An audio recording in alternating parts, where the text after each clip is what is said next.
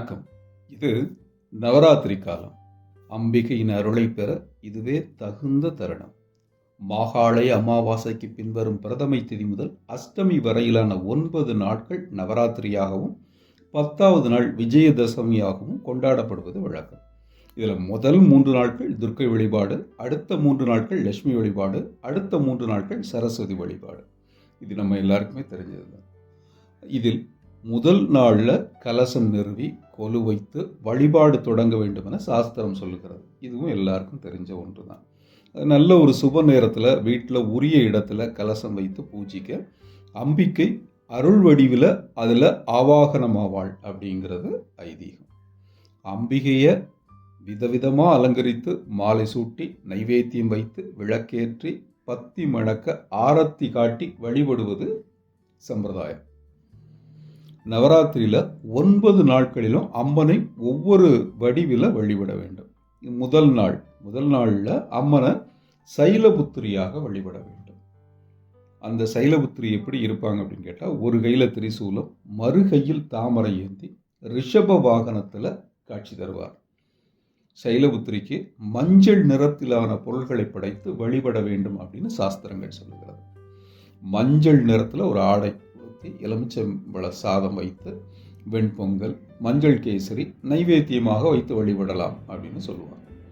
கருப்பு சுண்டலும் படைத்து வழிபடலாம். முதல் நாளில் கொலு வைத்தாலும் சரி, கலசம் வைத்தாலும் சரி, மஞ்சள் நிற பூக்களால் அர்ச்சனை செய்ய வேண்டும் என சாஸ்திரம் சொல்லுவாங்க. ஏன்னா சைலபுத்திரிக்கு உகந்த நிறம் மஞ்சள் அப்படிங்கிறனால இந்த பூஜைகள் எல்லாம் செய்யும் போது அபிராமி அந்தாதி, லலிதா சகசரநாமம், துர்காஷ்டகம், தேவி மகாத்மியம், சியாமள தண்டகம் இந்த ஸ்லோகங்கள் எல்லாம் படித்து சொல்லலாம். அப்படி இல்லைன்னா கூட அபிராமி அந்தாதியோட 100 பாடல்களை பாடலாம் அப்படின்னு பெரியவங்க சொல்லியிருக்காங்க. அப்படி இல்லைன்னா தினமும் 10 பாடல்களாக பாடலாம்.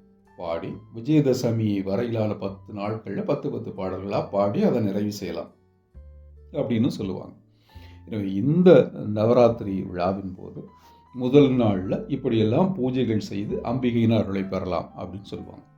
இப்படி பெரிய வழிபாடு செய்யாவிட்டாலும் கூட, ஒருவேளை எனக்கு பெரிய வழிபாடு செய்கிறதுக்கு வழி இல்லைங்க, எனக்கு அதுக்கான சூழ்நிலைகள் இல்லை அப்படின்னா, மாலை நேரத்தில் மனதார அம்பிகை நினைத்து உள்ள முருக வேண்டினாலும் வாழ்க்கையில் நல்ல மாற்றங்கள் ஏற்படும் அப்படின்னு சொல்லியிருக்காங்க. இப்படி நவராத்திரி விழாவை நீங்கள் பெரிய பூஜையாக கொண்டாடினாலும் சரி, மாலையில் ஒரே ஒரு சின்ன விளக்கேற்றி, இல்லை விளக்கேற்றுவதற்கும் எனக்கு வழி இல்லை, நான் இருக்கிற இடத்துல விளக்கேற்ற முடியாத ஒரு சூழல் இருக்குது அப்படின்னா மனதார வழிபடுங்கள். இப்படி வழிபட்டால், கொண்டாடினால் பிரச்சனைகள் அகலும், பொருள் செல்வம் கூடும், சங்கடங்கள் நீங்கி வெற்றி கிட்டும் என்பது ஐதீகம். எனவே இந்த நவராத்திரி முதல் நாள் தொடங்கி இருக்கிறது.